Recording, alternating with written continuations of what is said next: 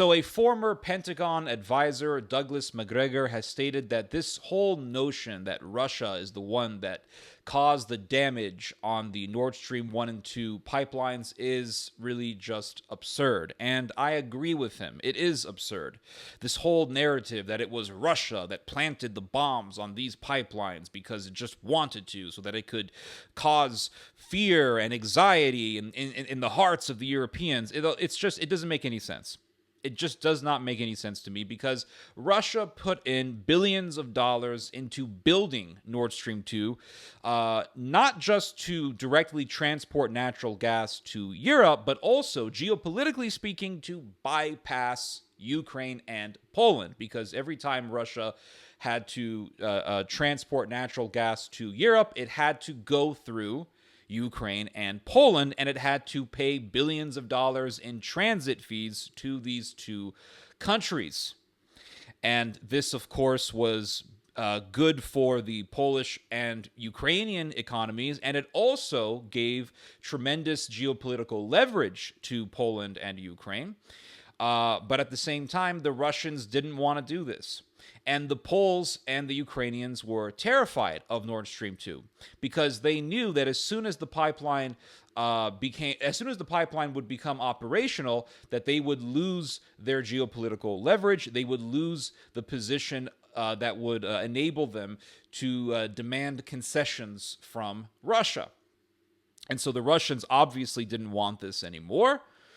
So it put in billions of dollars into building this pipeline so that it could just transport natural gas directly to Europe. So why would Russia, in the middle of a war with Ukraine, want to destroy a pipeline that was built to undermine Ukraine? Just does not make any sense. Macgregor said that if you look at the damage, they were obviously the damage was obviously caused by sophisticated explosives.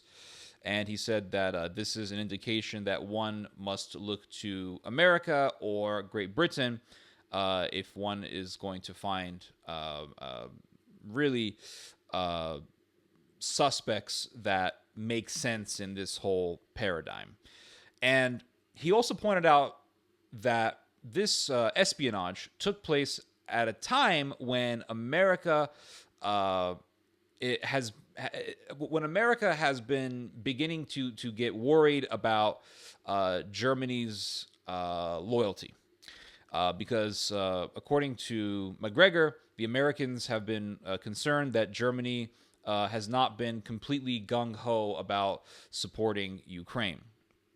So the pipeline was something that the Americans did not want. Again, why would Russia want to destroy a pipeline that America did not want, but Russia wants?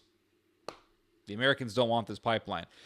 Ted Cruz, I remember years ago, Ted Cruz talking about signing a bill that would put sanctions on any European companies involved in the construction of Nord Stream 2. So why the hell would Russia want to get rid of this pipeline?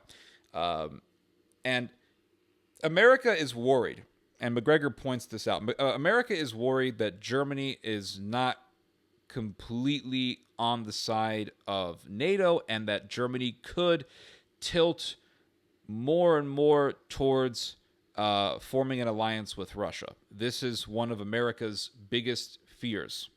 This is why America has been so close to Germany. This is why America wants to see a powerful German military on the side of NATO, not on the side of Russia.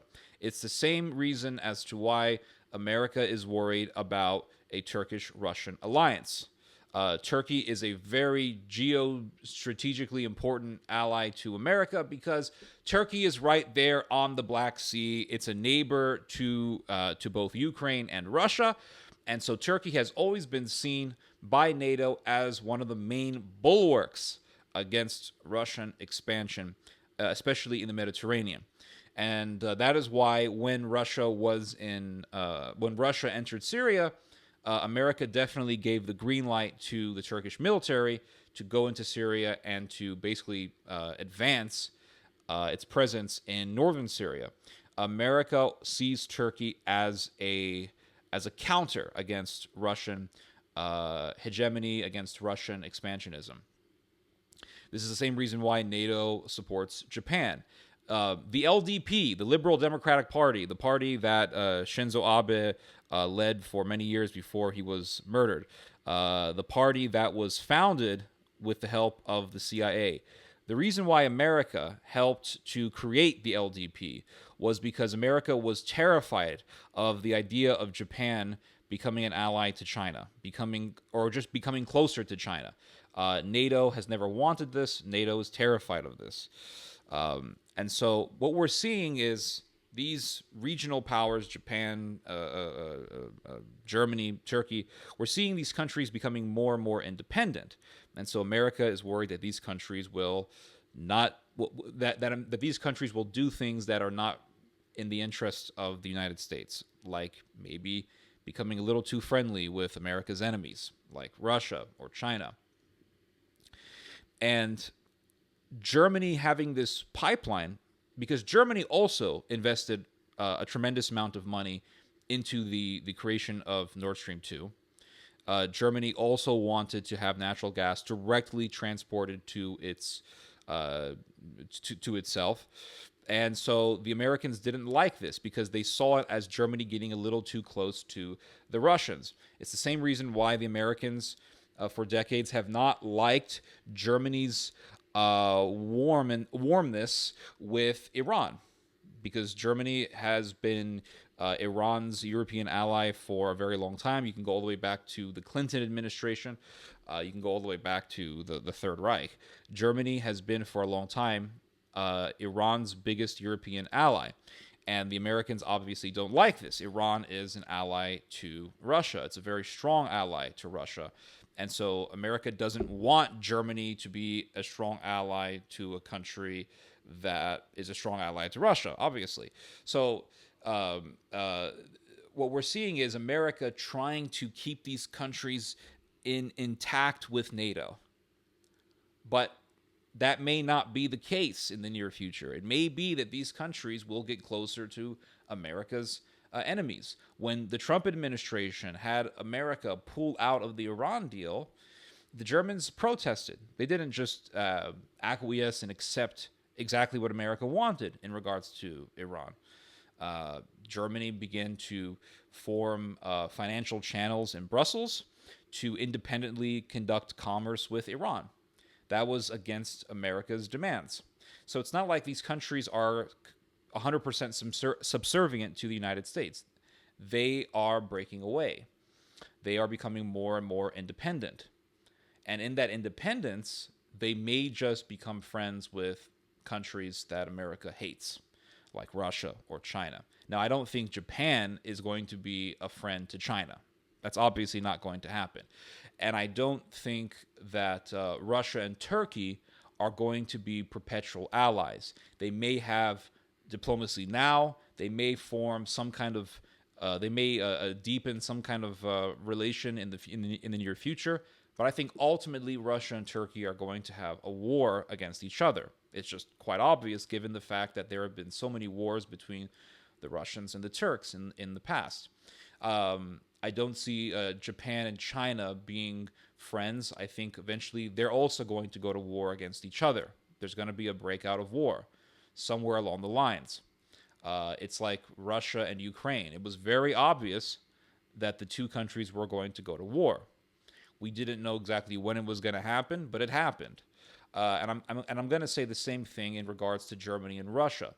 They may have a temporary alliance, but I think ultimately Germany and Russia are going to be enemies, just like they were during the Second World War. And during the Second World War, the Third Reich and the Soviet Union were allies. But they weren't really friends. They eventually killed each other, as all of us already know. So the future of the world is an American empire that has disintegrated itself, not because America is a super weak country. Obviously, it's not. It's a very powerful country. But because America is no longer interested in being the world's police officer. The American people do not have the morale nor the enthusiasm for such an endeavor. And as this lack of enthusiasm manifests itself, as we saw with the election of Donald Trump, America is going to loosen up the leashes that it has had upon these regional powers like Japan and Turkey and Germany. And these countries are going to become more independent. And so you're going to be having a multipolar world at the end of the day. Anyway, you guys just heard some theology. God bless.